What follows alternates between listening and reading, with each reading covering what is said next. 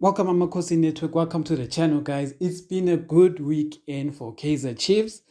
So it's been a very good week. So what we're going to be chatting about today is Kaizer Chiefs youth development, basically shepherding all teams, winning all the cups this weekend. We're going to be chatting about Keagan Dolly, and we have a special segment of the show called The Fans Request.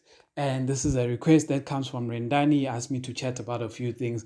And because I answer to you guys are the past Johns, I'll answer to you and we'll give you some information. But before we get to that, please like, subscribe, and comment, guys. It's very important. Join, become a member, and do those things. And yeah, let's kick it off with Kaizer Chiefs Youth Development. What did they do good? Our under 13 and our under 17 and our under 19 won the Gauteng Development Cup. They basically the JDL Cup. Usually we have a JDL league where they play every week, and then now it's a JDL Cup where it's like knockout stages, and they were playing it at Max Park.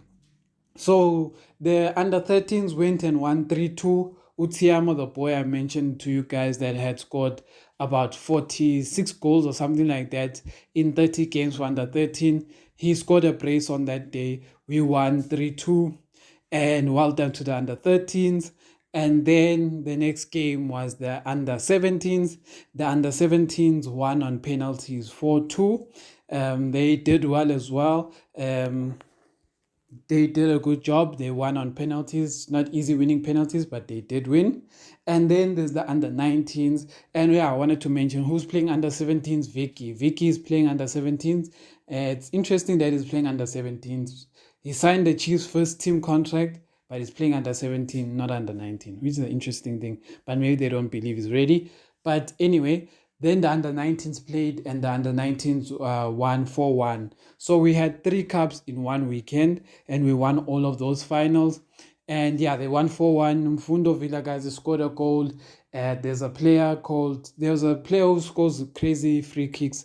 Is it Dean Bennett, something like that? Then Pelembe scores, and Pagamani scores. I don't know if this is the actual players' names, but that's what Football Stage was commenting. So well done to the boys. Next thing I wanted and I wanted to say this. Well done to the boys, and we know our Chiefs youth development is one of the better youth developments in the country, but we all say there's no use you having a youth team that beats all teams in the country, but you can't integrate them into the first team. We can't have champions in youth development, but when we get to senior team, none of these guys can make it. So it's all good and well that we are winning in the senior team, but in the youth development, but these boys need to start being the winning formula in the senior team. That's what I want. That's my 2 cents there. So transition into senior team is where the real problem is. Then we got news that Keagan Dolly is out. I'm not sure how long he's going to be out, but apparently he's going to be injured for a while. He's injured and he's out.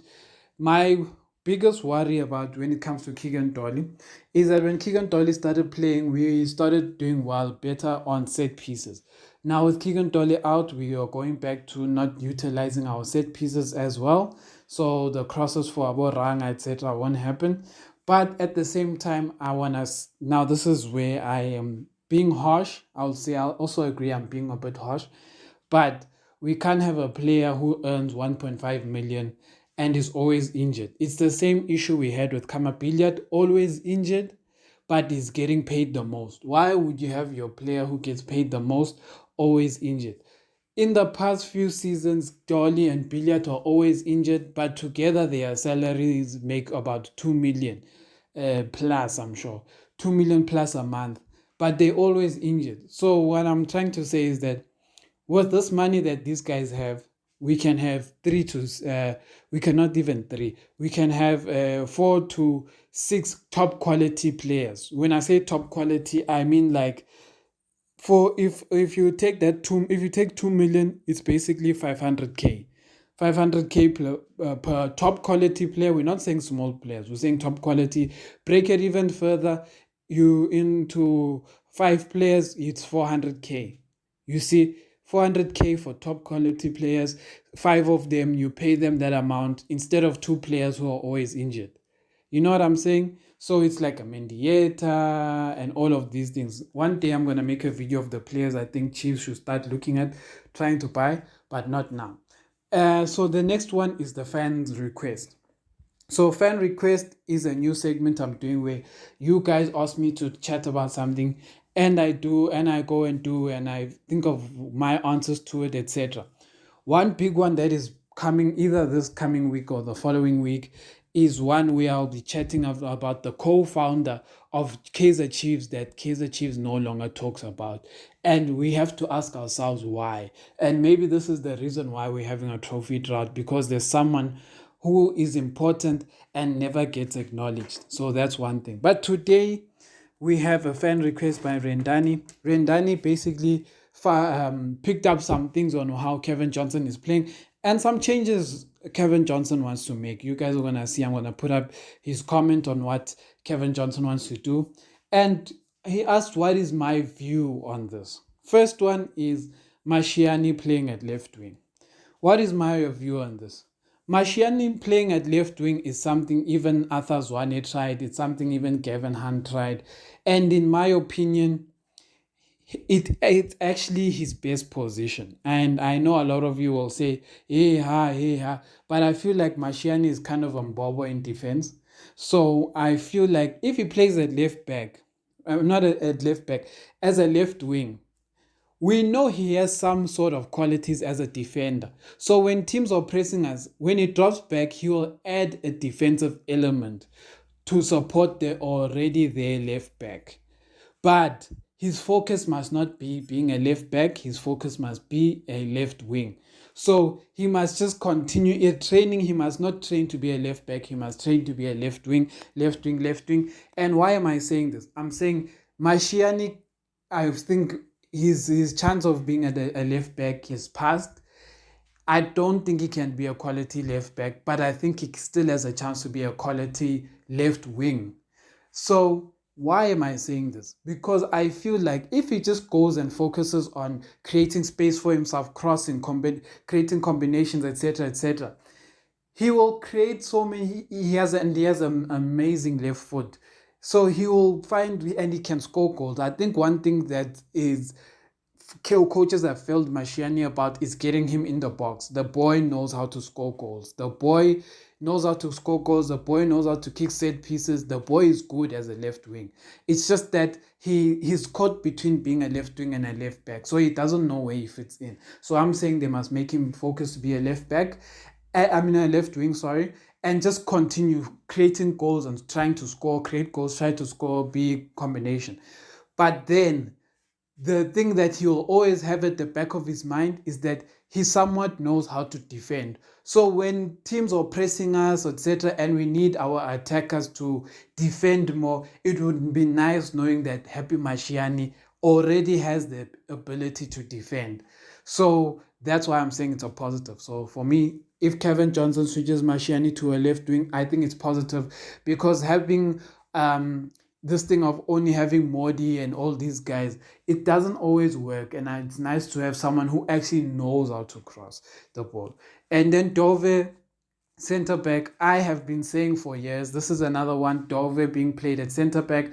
I have been saying for a while, since Dove joined the team, I always used to say Dove's best position is center back. It's not left back. And a lot of people were like, no, Dove is our best left back, best left. I'm like, the unfortunate thing is that Dove can be your best left back and he can be your best center back. Ne? And at this point, it feels like that. It feels like his best position right now is center back, but he's also better than Hlanti at left back. So then the question is, where is he going to create the most benefit? And my opinion is he creates the most benefit as a center back, because as a left back, it limits his ability to find passes in the middle, because if none of you have realized what Dove does as a center back, is that he doesn't just pass like a normal, like Ditloko will get the ball and Ditloko will either pass Msimango or pass Hlanti. That is what he will do. If Njabulo Ngobo is there, he's a bit better because he can kick further, but Njabulo Ngobo, we all know, is slow. So, but that's the thing. Dikloka plays simple passes here and there. But when Dove is there, Dove sometimes can even go into the middle and stop an attack in the middle. Dove can do a bit more as a center back and he can find players. For example, Dove can find someone trying to run behind keepers. I mean, defenders. He can find that from a center back position. Dove can find a striker from a center back position. Dove can find a midfield from a center back position. And for me, that's the important thing. Sometimes a defender needs to have the quality to bypass the midfield and find a striker, or bypass the attackers to find the midfielders in pockets. So that's why I say that's the benefit of having Dove there. So me personally, I enjoy watching Dove as center back more than I do at left back. Yes, my thing is this: play Dove left back, play play Dove center back, play Riff Rosler left back. And we're not saying these are perfect, but we're saying they can work. We're saying try it. Why don't we try it? What is the worst that can happen? Let's try it. Actually, that takes us to the next point. Playing Riff Rosler as left back and Solomons as right back. So those are the last 2 points that you wanted me to chat about. And this one is one that Chiefs fans have been saying for a long time and Chiefs fans have been wanting to see. Chiefs fans believe Hlanti is not the best left back at the point at this moment, and actually Riff Foster is probably better than Hlanti at this moment. But because it's easier to play a left-footed player at left back than a right-footed player, it's always best sometimes to go with Hlanti. But what a lot of us have been saying is that it would be better to have Reed as left back and then have Solomons at right back, because Solomons is fast, good at recovering. Reeve can play the crosses, Solomons can play the ball on the floor. Because Solomons doesn't do this thing of crossing in the air, Solomons crosses on the ground.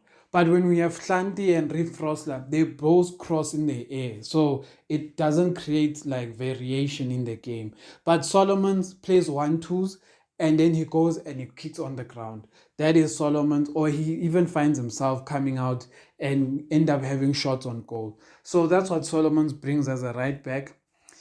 What is a typical, who is currently one of the best right backs in the league? It's Dean Van Rooyen, Dupree's cousin who plays for Stellenbosch. That boy is probably the second best behind Mudau right back in the country. Probably, I'm not sure, but I think he's probably the best. But what is his ability? His ability is that he's a quick player, very fast. He can recover and he has the ability to play 1-2. He can carry the ball, etc., etc. Now ask yourself, at Kaizer Chiefs, who has the ability to do all these things that I'm telling you? Who has the ability to compete with Mudau and to compete with Van Rooyen? Who has that? And that's Dylan Solomon. Dylan Solomon has the ability to play the ball 1-2, 1-2. He has the ability to recover if someone is fast. He can catch that person because he's also fast. And then he has the ability to beat someone with pace. He has the ability to cross. He has the ability to cross on the ground, even if he has to cross in the air. And he has another thing that he has is set pieces. He can play set pieces. So what does this mean? In football, it's not about sometimes in football, it's about creating a lot of chances. And if you have players who can give you the most chances in the game and limit the amount of chances other teams get, that's what tends to get you to beat other teams. But at the same time, I'll say this.